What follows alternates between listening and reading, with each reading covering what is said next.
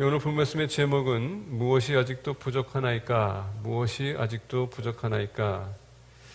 오늘 본 말씀 보게 되면 갑부가 주님 앞에 와서 영생에 대해서 물어봅니다. 영생. 요새 우리 페이필 지역에 안 좋은 사건이 있었습니다. 젊은 청년이 공부하다가 결론적으로 자살한 그 사례가 있고 장례식을 치렀습니다. 근데 몇 년 전에 그의 또 여동생이 학교에서 여러 가지 어려운 일을 시달리다가 집에서 자살한 사례가 있었어요. 그 오빠가 그것을 보고 아마 그것을 못 이겨서 결론적으로 자살한 것 같습니다. 그 가정엔 불행입니다.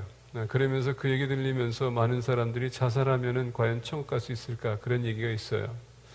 그거는 하느님께서 결정해야 될 것 같습니다. 왜냐하면 그 친구도 부모님도 교회를 열심히 다녔다고 했기 때문에. 그러면서 느끼는 것은 뭐냐면 교회를 열심히 다녔던 친구가 이렇게 자살할 수 있을까? 왜 주님께서 그걸 도와주지 않았을까? 이런 생각도 듭니다. 그러면서 좀 곰곰이 생각해 봤어요. 그러면서 오늘 본 말씀을 좀 준비했습니다. 더 나아가 유니버시티 테네시에 있는 그 의대의 담당자인 모리스 라우닝스가 300명의 죽었다가 임종했다가 다시 살아난 사람들의 살해에 대한 연구 결과를 본 적이 있습니다. 그 연구를 보게 되면 많은 사람들이 죽고 난 이후에 질문을 물어봤습니다.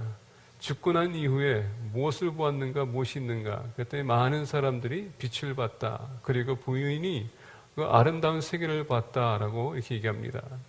거기에는 우리가 상상할 수 없는 것이 있다라는 그런 얘기를 하면서 결론적으로 무신론자들이 얘기한 죽음 외에는 아무것도 없는 것이 아니라 거기에 무엇이 있다라는 결론을 내렸습니다. 그리고 나중에 조사한 결과 50%의 사람들이 본인들이 밝은 빛을 보고 본인이 상상할 수 없는 그런 것을 봤다고 했는데 결론적으로 본인의 부모님들이나 또는 친척들이나 또는 아내에게나 또 자녀들에게 차마 얘기할 수 없어서 못했는데 50%의 그 사람들이 고백하는 것은 뭐냐면 불연못을 봤고 사악한 영들도 봤고 많은 사람들이 소리 외치는 것을 봤다라고 했다고 합니다. 이제 그것을 이제 본인의 당사자에게 사랑하는 사람들 앞에서 얘기하기 너무 부끄럽기 때문에 본인들이 이 순간 이후로부터 내가 열심히 살아야 되겠습니다. 라고 이렇게 고백했다고 합니다. 그러면서 과학적으로 증명할 수 없는 것, 하느님께서는 우리에게 보여줄 수 있는 것이고 주님 안에서는 모든 것이 가능할 수 있다라는 것을 본인이 깨우침받고 우리가 부인해도 여러분 천국과 지옥은 있다는 것은 사실이고 우리가 죽게 되면 그 다음에 세계 영생이 또 그 다음 세계가 있다는 것을 또 우리가 알 수 있습니다. 특히 우리 믿는 사람들은 예수 그리스도를 믿는 사람들은 영생이 우리에게 있다는 것도 확실히 할 수 있습니다. 그런 차원에서 오늘날 많은 사람들이 우리가 지금 사랑하는 사람이 이 세상 떠나거나 아픈 사람들 볼 때에 또는 우리 또 마찬가지로 죽음의 고비에 왔었을 때 이런 생각은 해봤을 거예요. 내가 죽으면 어떤 세계가 나를 기다리고 있을까? 모든 사람은 한 번이라도 이것을 질문했을 겁니다. 그래서 거기에 대한 답변은 여러분 어떤 답변을 얻었습니까? 우리 믿는 사람들은 소망이 있어요. 근데 믿지 않는 사람들은 어떤 소망을 가지고 살 수 있을까? 아무래도 다른 자종교를 보게 되면 본인들이 열심히 일해서 본인들이 뭔가를 이렇게 얻고자 하는 또 영생을 얻을 수 있다고 착각하는 사람들도 있습니다. 근데 성경에서는 우리에게 말씀하기를 오로지 길은 하나다라고 말씀하십니다. 오늘 우리가 본 말씀 보면서 한 청년이 주님 앞에 나와서 오늘 16절 보니까 어떤 사람이 주께 와서 이르되 선생님이여 내가 무슨 선한 일을 하여야 영생을 얻으리이까?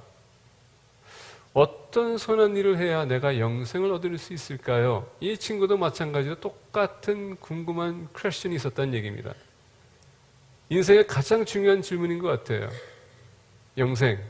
내가 죽고 나면은 무엇이 나를 기다리고 있을까? 참 중요한 것 같습니다. 여러분 혹시 그런 질문 해보셨습니까? 우리 믿는 사람으로서 내가 죽고 나면 과연 나는 천국에 들어갈 수 있을까? 한번 물어보셨어요? 오늘 본 말씀 보게 되면 이 친구가 우리에게 예수님께서 이 친구에게 질문에 있어서 귀한 대답을 합니다. 그 대답은 뭡니까? 영생을 얻을 수 있는 거에서 얘기하면서 어떻게 하면 영생을 얻을 수 있을지에 대해서 우리에게 말씀해 주고 있습니다. 그래서 이제 우리가 말씀을 통과해서 우리가 어떻게 하면 선한 일을 행해서 우리가 영생을 얻을 수 있을까? 근데 이거 선한 일에 대해서 얘기하는데요. 마태복음과 누가복음도 똑같은 유사한 구절이 있거든요. 근데 오늘 본말씀 보게 되면 어떤 사람이 주께 와서 이르되 선생님이여 내가 무슨 선한 일을 하여야 영생을 얻으리까? 17절 보니까 예수께서 이르시되 어찌하여 선한 일을 내게 묻느냐? 선한 이는 오직 한 분이시니라. 내가 생명을 들어가려면 계명들을 지키라. 누가복음과 마가복음을 보게 되면 선한 선생님이여 라고 물어봅니다. 마가가 보는 관점과 마태가 보는 관점과 마가와 누가가 보는 관점이 좀 틀려요. 왜냐하면 마가와 누가는 선한 선생님이여 라고 외칩니다. 그러면서 마가를 보게 되면 그가 달려가서 무릎 꿇고 주님에게 간절하게 물어봅니다. 선한 선생님이여 라고 합니다. 그래서 우리가 마가복음과 누가복음을 보게 되면 왜 내가 선한 선생이라고 부르냐라고 합니다. 그러면서 거기에 답변이 오직 한 분만 선하시다게 하나님이시다 라고 얘기해요. 중요한 것은 뭐냐, 이 선한 거에 대해서 우리가 좀 포커스를 하길 원해요. 우리가 영생을 얻기 위해서 첫 번째 해야 될 것은 뭐냐? 선한 분이 누군지를 알아야 된다는 얘기입니다. 그러면서 선한 분을 우리가 알게 되면 선한 일을 할 수 있다는 것이 가능한 거예요. 오늘 본 말씀 보게 되면 아가떠스라는 단어 보게 되면 upright이라는 것입니다. 정직하다, 정확하다, 아니면 바르다라는 뜻이에요. 그리고 오늘 본 말씀 보니까 선한 일을 내게 묻느냐 했을 때 이 선한 일은 뭡니까? 어떤 바른 일을 내가 해야지 라는 뜻입니다. 근데 오늘 본 말씀 보니까 선한 이는 오직 한 분이시니라고 합니다. 선한 분은 한 분이시라고 합니다. 의인은 없나니 하나도 없다고 했어요. 사람은 선할 수가 없습니다. 그 선한 기준이 누굽니까? 바로 하나님이세요. 그러면서 이 친구가 와서 이 선한 선생님이시여 라고 했을 때 왜 나를 선한 선생이라고 부르느냐? 그러면서 예수님이 뭐라고 합니까? 오직 한 분만이 선하신데 그게 하나님이시다. 무슨 얘기입니까? 내가 바로 곧 그분이다 이 얘기예요. 영생의 시작은 여러분 다른 것이 아닙니다. 선한 분을 찾아야 된다는 얘기입니다. 그분이 바로 예수 그리스도라는 얘기예요. 그분을 인해서 모든 것이 출발이 되는 것입니다. 마태복음 우리 로마서를 보게 되면 우리가 어떻게 영생을 얻는다 그랬습니까? 우리가 예수 그리스도는 나의 구주로 마음으로 믿고 입으로 신뢰다 그러지 않습니까? 그게 핵심 대답이에요. 주님을 아는 것, 그리고 고백할 수 있는 것. 우리가 고린도전서 12장 보게 되면 우리가 예수님을 주라고 고백할 수 있는 것은 우리의 인간의 힘이 아니고 지식이 아니고 알므로 아니라 우리 안에 내신 성령님께서 그것을 우리에게 가르쳐 주신다. 그분의 힘을 통해서 우리가 주라고 고백할 수 있다고 합니다. 이게 참 중요한 것 같아요. 우리가 에베소 가게 되면은 우리가 구원은 행함으로 오는 것이 아니라 예수 그리스도의 은혜, 믿는 그 순간에 구원이 오는 것입니다. 여러분, 우리 교회를 보게 되면 지금 예수의 흔적을 지니고 사는 삶, 선교지향적인 삶이라고 했습니다. 선교지향적인 삶은 예수 그리스도를 믿는 그 순간서부터 시작이 된다는 얘기예요. 흔적이라는 무엇입니까? 예수 그리스도 내가 믿는 것, 그게 출발점이라는 얘기입니다. 예수님 믿음으로 말미암아 우리가 그 믿음 안에서 거할 수 있는 게 흔적을 남기는 겁니다. 그리고 선교지향적인 삶은 바로 그 후에 오는 거예요. 혼동이 오지 않았으면 좋겠습니다. 여러분이 오늘 본 말씀 이쪽에 보게 되면 예수의 흔적을 지닌 사람들의 이야기. 이 사람들은 누굽니까? 예수 그리스도의 구주를 영접하신 분들이 그들의 삶에서 나타나는 뭡니까? 믿음의 삶. 그 믿음을 보이는 것이에요. 이게 참 중요하다는 것입니다. 영생 얻는 것은 뭡니까? 선한 분이 누군지를 아는 것. 그럼 여러분에게 질문하겠습니다. 여러분들은 우리 주 예수 그리스도를 구주로 영접하셨습니까? 그 마음에 믿는 것이에요? 그리고 여러분이 신하는 것입니까? 그러면 그렇게 살아야 되겠죠. 자, 오늘 본 말씀을 보면서 아까 영생을 얻기 위해서는 첫 번째 우리가 해야 될 것은 선한 분이 누군지를 우리가 알아야 되는 것. 바로 예수 그리스도세요. 자, 그러면서 오늘 본 말씀 17절 후반절을 보게 되면 이렇게 얘기합니다. 내가 생명을 들어가려면 계명을 지키라. 계명을 지키라. 예수님께서 얘기하는 이 계명은요, 대표적인 것인데 모세가 하나님을 만나기 위해서 하나님께서 돌비석을 2개를 만들어서 어떻게 하셨습니까? 산으로 올라오라. 그러면서 40일 동안 그가 예수님이 하느님과 대화합니다. 그래서 하나님께서 어떻게 합니까? 주님 하나님께서 직접 손으로 그 십계명을 쓰십니다. 한 판은 뭡니까? 하느님과 사람의 관계. 그리고 다른 판은 뭡니까? 사람과 사람의 관계에 대해서 얘기합니다. 그래서 오늘 말씀 보니까 생명을 들어가려면 계명을 지키라. 자, 이 2판이 있는데 주님께서 어떻게 합니까? 그 계명을 줄입니다. 2개로 줄입니다. 하나님 아버지를 사랑하고 그 다음에 내 이웃을 사랑하라.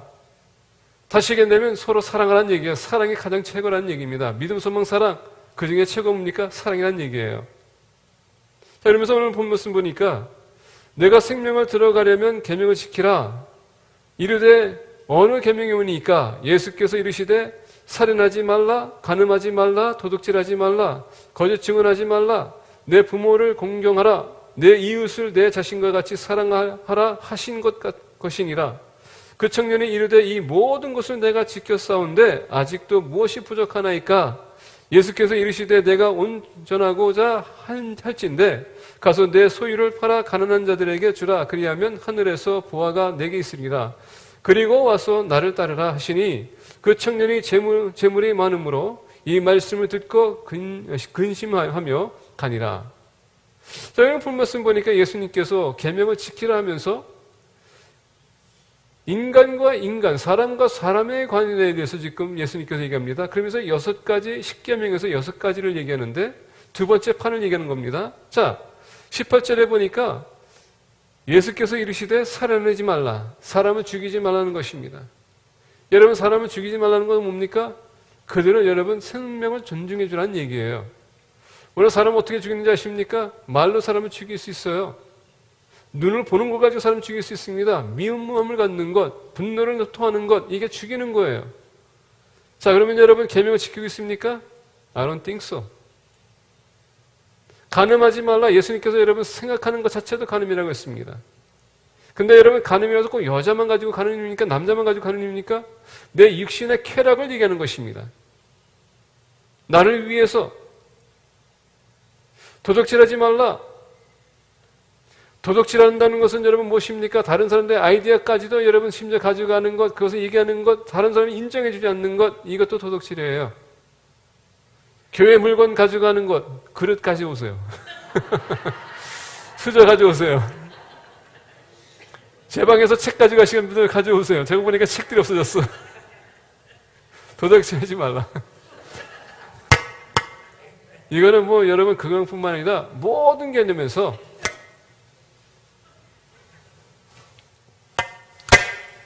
거짓 증언하지 말라.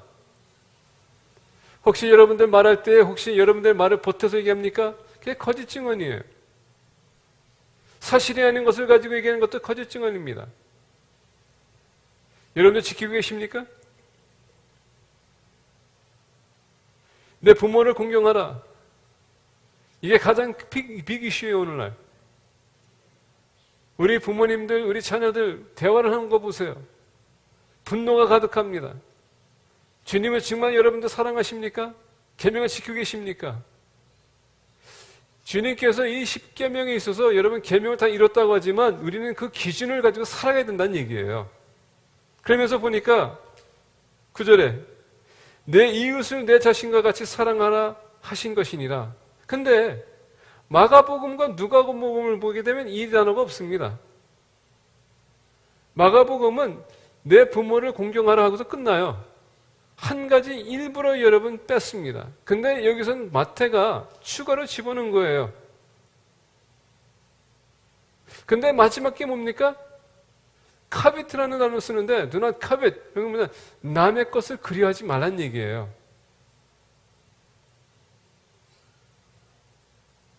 남의 것을 그랬을 때 다른 사람의 주인의 그 종들도 그리워하는 것, 그 재산도 그리워하는 것, 그런 사랑하지 말란 얘기예요.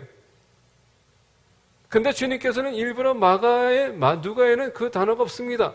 근데 여기에서는 그것을 바꿔가지고 하는 말이 뭡니까? 내 이웃을 내 자신과 같이 사랑하라 하신 것이니라 하면서 10계명을 2개로 줄여가지고 하나로 줄입니다. 뭡니까? 사랑하라는 얘기예요. 자, 우리가 여러분 영생 얻는 것은 가장 선한 사람을 우리가 발견하는 것인데 바로 예수 그리스도를 만나는 것입니다. 그분과 관계를 유지하는 것입니다. 예수님 영접함으로 우리가 영생 얻어요. 근데 오늘 본 말씀 보니까 이 계명을 지키라라고 하면서 자 보겠습니다. 20절 보니까 청년이 이르되 이 모든 것은 내가 지켰사온데 아직도 무엇이 부족하나이까? 이 친구가 예수님께서 의도적으로 이 10번째 계명을 빠뜨리는 것을 알고 있어요. 왜? 어떤 유대인도 어린 나이에서부터 10계명을 항상 여러분 암기하고 있었거든요. 근데 이 9번째까지는 해야 돼 10번째까지는 빠졌거든요. 근데 이 친구는 예수님께서 여기 보니까 내 이웃을 내 자신과 같이 사랑하라 하신 것이라 했을 때에 이 친구가 얘기합니다. 이르되 이 모든 것을 내가 지켰사온데 아직도 무엇이 부족하나이까? 근데 누가하고 마가복음을 보게 되면 지금 이 친구가 마태에서는 얘기했다고 하는데 예수님께서 얘기합니다. 너가 아직도 부족한 것이 있다라고 합니다. 자, 마태는 이것을 의도적으로 얘기한 거예요. 근데 마가가 원래 먼저 나왔고 누가가 그 다음인데 마가와 누가에서는 이 단어가 없어요. 오히려 예수님께서 너가 아직도 한 가지 부족한 게 있다라고 합니다. 그게 뭘까요? 예수님께서 의도적으로 보게 되면 첫 번째 판에 있는 하느님과 사람의 관계를 뺐습니다. 우리가 마태복음을 보게 되면 상상수훈에서 하나님께서 뭐라 했습니까? 너가 하나님을 섬길 것인지 아니면 여러분 물질을 섬길 것인지 두 개의 주인을 섬길 수 없다고 하면서 한 가지만 선택하라고 했습니다. 그게 바로 이제 이거 여기서 나오는 겁니다. 너는 지금 사람들을 위해서 열심히 하는 거 좋다.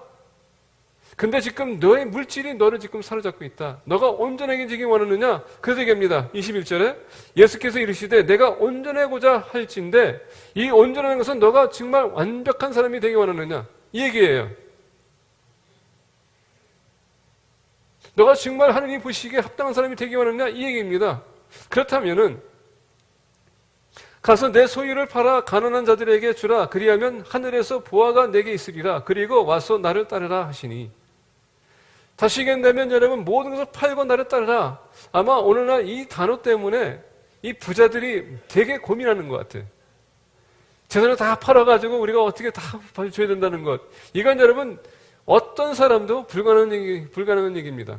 자, 근데 여러분 우리가 락커펠러 같은 사람 보기 원합니다. 워너비 같은 사람들 보세요. 체인점, 여러분 마케트 체인점에 여러분 대가가 원래 워너비였었어요.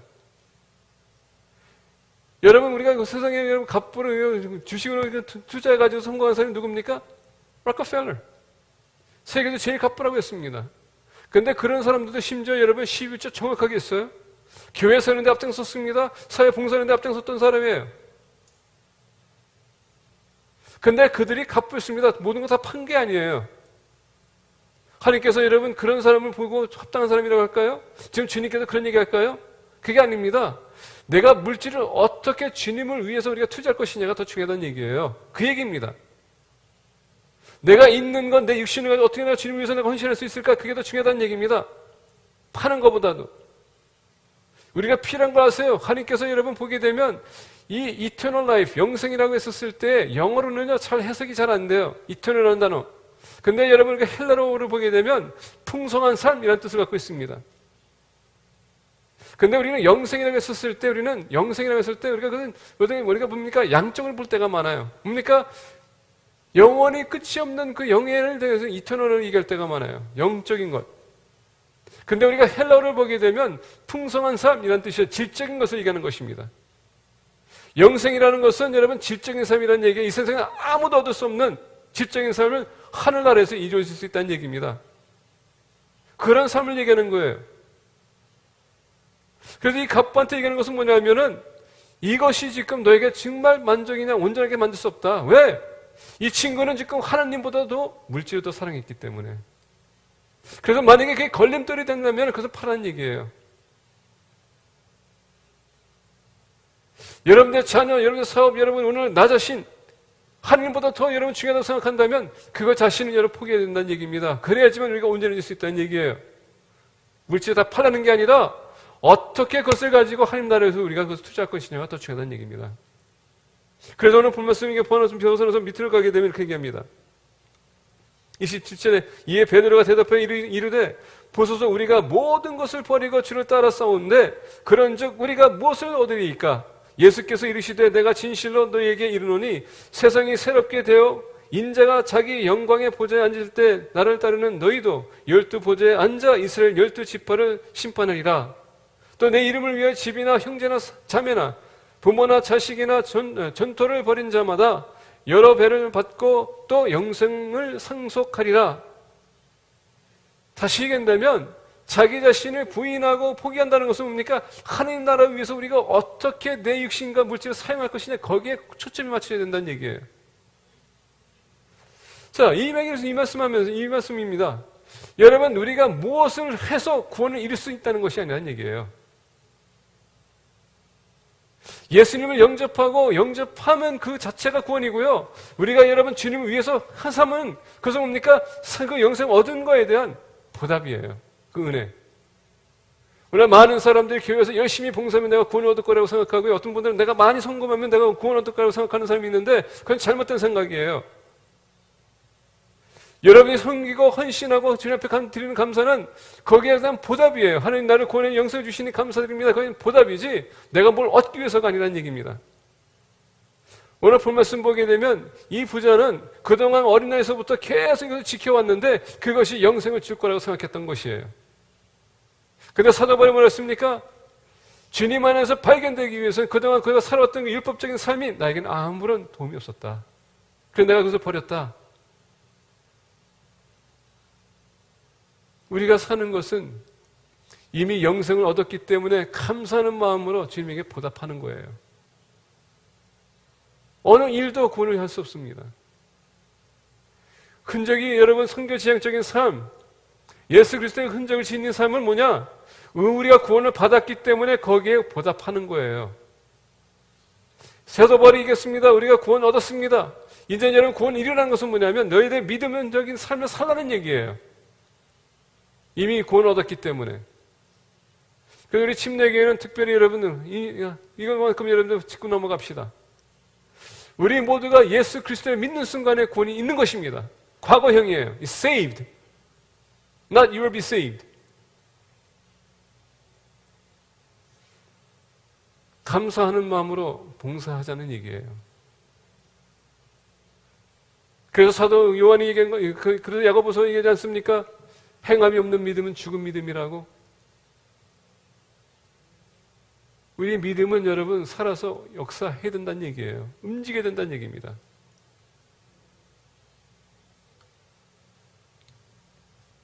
오늘 본 말씀 보니까 22절에 그 청년이 재물이 많음으로 이 말씀을 듣고 근심하며 가니라. 여기서는 근심했다고 합니다. 다른 부분에는요, 고통스러움을 마가는요, 그가 고통스러운 마음을 가지고 갔다라고 합니다. 왜? 그만큼 이 친구가 이 물질에 대한 애착감이 있었기 때문에. 생각해 보세요. 우리가 마태복음, 마가복음, 누가복음을 보게 되면 누가복음은요, 이게 갑부라고 합니다. 마가복음을 보게 되면 갑부라고 합니다. 누가복음을 보게 되면 이 친구가 관원이라고 합니다. 그러니까 이 젊은 부자, 관원이란 뜻이에요. 어린 나이에 그는 열심히 일했고, 여러분 열심히 벌었고, 열심히 투자했고, 열심히 성공해서 그가 원했던 성공적인 삶을 살고 있었어요. 근데 갑자기 모르니 보니까 그동안 율법적으로 이렇게 해왔는데 혹시나 해서 내가 영생을 얻을 수 있을까 없을까? 내가 정말 영생을 얻었을까? 이것을 알기 위해서 선한 예수님을 찾아갔습니다. 근데 여러분 예수님이 그 앞을 보게 되면 예수님께서 무슨 얘기하냐면 이혼에 대해서 얘기합니다. 이혼에 대해서 얘기해요. 그러면서 예수님께서 이혼에 대해서 얘기하면서 그 바로 후에는 무슨 얘기하냐면 어린아이들 데려오면서 안수하면서 무슨 얘기하냐? 이런 얘기합니다. 13절에 이렇게 얘기합니다. 그때 사람들이 예수께서 안수하고 기도해 주심을 바라고 어린아이들을 데리고 오매 제자들이 꾸짖거늘 예수께서 이르시되 어린아이들을 용납하고 내게 오는 것을 금하지 말라. 천국이 이런 사람들의 것이니라. 순수한 마음, 순정하는 마음, 간절하게 여러분 바라는 마음, 이런 사람들에게 영생이 있다는 것입니다. 바로 위에 보게 되면 무슨 얘기냐면 12절에 보게 되면 이렇게 얘기합니다. 어머니의 태로부터 된 고자도 있고 사람이 만든 고자도 있고 천국을 위하여 스스로 된 고자도 있도다. 이 말을 받을 만한 자는 받을지어다. 무슨 얘기냐면 남자와 여자가 결혼했는데 남자가 여러분 여자에 대한 그 마음이 불편하고 안 좋고 그러다 보니까 이혼하기 원하는데 모세가 이혼장을 쓰게 해줬습니다. 근데 여러분 사람들이 마음이 완악해졌기 때문에 남자들의 마음이 다쳤기 때문에 본인들이 원하는 것이 있기 때문에 이혼하고자 해서 그냥 이혼서를 주라는 얘기예요. 근데 무슨 얘기입니까? 하나님께서 합친 것을 너 사람이 나눌 수 없다고 했습니다. 근데 그 완악한 마음 때문에 이혼서를 쓰라고 모세가 얘기한 거 아니냐? 그랬더니 사도들이 얘기합니다. 그런 일이 그러면 누가 결혼할 수 있을까요? 그래서 얘기한 게 뭡니까? 고자에 대해서 얘기한 겁니다. 하나님 나라를 위해서 그렇게 된 사람도 있다. 결혼하려면 하고 하지 말고 다시 얘기한다면 사랑하라는 얘기예요. 아이들도 여러분 주님께 오는 겁니까? 그 순수한 마음, 그 사랑하는 마음, 그 순수한 마음, 순종하는 마음. 율법을 지키라고 했을 때 이게 율법입니까? 그 지키는 것, 순종하는 마음. 그래서 오늘 말씀도 보게 되면 예수님께서 율법을 지키라 했었을 때에 우리가 주님을 위해서 어떻게 지금 살아가고 있느냐가 참 중요하다는 얘기예요. 예수님이 우리 주님이라면 주님께서 우리에게 처방한 대로 살아가야 되는 것이에요. 먼저 예수 그리스도를 아는 것, 그분을 영접하는 것, 그 다음에 여러분 예수님을 영접했다면 주님께서 처방한 대로 그 말씀대로 살아가는 것이 영생을 이루는 것입니다. 세 번째 보겠습니다. 23절에서부터 26절입니다. 예수께서 제자들에게 이르시되 내가 진실로 너희에게 이르노니 부자는 천국에 들어가기가 어려우니라. 만약에 물질에 우리가 관심이 있고 애착감 갖고 그것이 우선이라면 그 사람은 참 힘들 거란 얘기예요. 다시 너에게 말하노니 낙타가 바늘귀로 들어가는 것이 부자가 하느님의 나라에 들어가는 것보다 쉬우니라 하시니, 여기서 신학자들의 설이 있습니다. 어떤 신학자들은 이것이 예수님께서 얘기하는 것은 낙타문이 있는데 그 낙타가 들어가는 것을 얘기하는 것이다 라고 합니다. 근데 성경 어디 봐도 여러분, 그리고 더 나가서 우리가 지리적인 적에 찾아서 봐도 낙타문은 없어요. 낙타문은 없습니다. 오늘 이렇게 본 말씀 보게 되면 바늘귀는요, 액면 그대로 봐야 된다는 얘기예요. 바늘귀란 얘기입니다. 소형 가게 하시는 분들은 여러분 그 바늘에다가 실 집어넣는 게 얼마나 힘든지 아시죠? 근데 생각해 보세요. 거기에다 여러분 낙타가 들어간다는 건 더 힘든 얘기예요. 불가능하다는 얘기입니다. 다시 얘기한다면 우리의 힘으로는 힘들다는 얘기예요. 자, 제자들이 듣고 몹시 놀라 이르되 그렇다면 누가 구원을 얻을 수 있으리까? 자, 지금 제자들도요, 마찬가지로 이 젊은 청년처럼 율법주의적인 삶을 살면서 내가 지금 이렇게 하면은 내가 구원 얻을 수 있다라는 그런 공식이 이미 있었어요. 그래도 그런 생각하고 있었다는 것입니다. 근데 이제 이 갑부가 와가지고 예수님께서 얘기했더니 듣는 순간에 그러면 누가 구원을 얻을 수 있습니까? 이 제자들도 지금 불안해지는 겁니다. 우리가 예수님을 따라오면은 우리가 영생을 당연히 얻을 거라고 생각했는데, 그리고 본인이 지금 예수님께서 그들에게 말씀을 가르쳐 줬는데 그 말씀 행위를 가지고 살면 우리가 구원을 얻겠다라고 생각했는데, 지금 본인들도 지금 착각이 오해가 오는 겁니다. 더 나가서 혼동이 오는 거예요. 아니, 그럼 우리는 누가 구원 얻을 수 있습니까? 자, 26절 보겠습니다. 예수께서 그들을 보시며 이르시되 사람으로는 할 수 없으나 하나님으로서는 다 하실 수 있느니라. 이 비유의 메시지는 뭔지 아십니까? 사람은 불가능하다는 얘기예요. 근데 하나님은 모든 것이 가능하다는 얘기입니다. 사람이 여러분 어떤 종교를 보게 되면 그들이 열심을 가지고 구원이 있다고 생각하고 열심히 천국에 갈 수 있다고 생각합니다. 얘기합니다. 어느 종교인들을 여러분 얘기해도요, 그는 자기 열심으로 우리가 구원을 이룰 수 있다고 생각합니다. 근데 주님께서 얘기하는 것은 뭔지 아십니까? 사람으로는 불가능하다는 얘기예요. 절대 사람의 힘으로 구원을 이루는 것이 아니라는 얘기입니다. 이것은 주님께서 직접 개입하셔서 주님께서 허락하시면 될 수 있다는 얘기입니다. 그 사건이 어디입니까? 바로 십자가의 사건이에요. 사람은 죄의 문제를 다뤄야 되는데 누가 그 죄의 문제를 해주게 할 거예요? 그 죄의 문제. 그래서 여러분 예수님께서 얘기한 겁니다. 선한 사람이 누구냐? 그분은 너가 알아야 될 텐데 여러분, 사람은 될 수가 없어요. 오로지 하나님. 그래서 그분을 만나야 된다는 얘기입니다. 예수 그리스도를 만나는 순간, 내가 예수 그리스도를 영접하는 순간 거기에서 여러분 구원이 있는 거예요. 영생이 거기서부터 출발한다는 얘기입니다. 자, 그렇다면 우리가 영생을 얻었는가? 그러면 여러분 그 여기에 따르는 삶을 살아야 된다는 얘기예요. 우리가 구원을 얻기 위해서 열심히 봉사하는 것이 아니라, 열심히 일하는 것이 아니라 구원 받았기 때문에 열심히 일하는 겁니다. 우리 생각을 좀 바꿔줬으면 좋겠어요.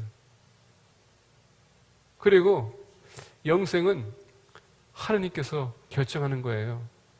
여러분들과 제가 결정하는 것이 아니라는 얘기입니다. 그래서 사람들에게 함부로 여러분 당신 구원이 있어 없어 얘기하지 마세요. 그렇게 얘기하는 사람 훗날에 가서 여러분 정말입니다. 곤란에 빠질 수도 있어요. 여러분들 지옥 떨어졌는데 저 사람 지옥 갈 사람이 천국 가 있으면은 안 그렇습니까? 참 위험한 거거든요. 구원에 있다 구원이 없다 얘기하지 마세요. 단지 그 사람이 예수님 영접했는가 안 했는가 그것만 가지고 우리 봅시다 하는 얘기입니다.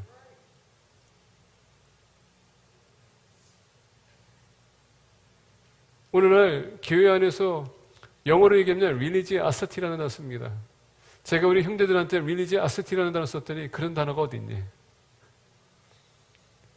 그런 단어가 어디 있니? 전혀 들어보지 못한 단어이기 때문에.